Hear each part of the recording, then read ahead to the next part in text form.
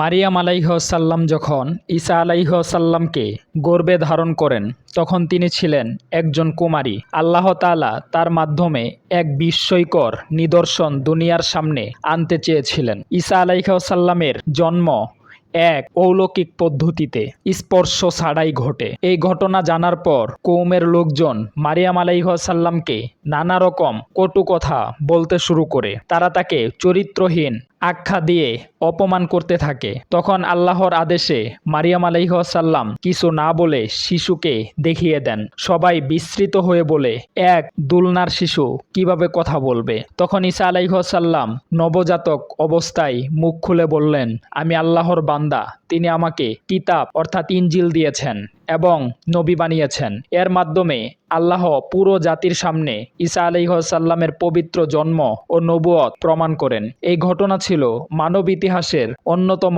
অলৌকিক মুজিজা।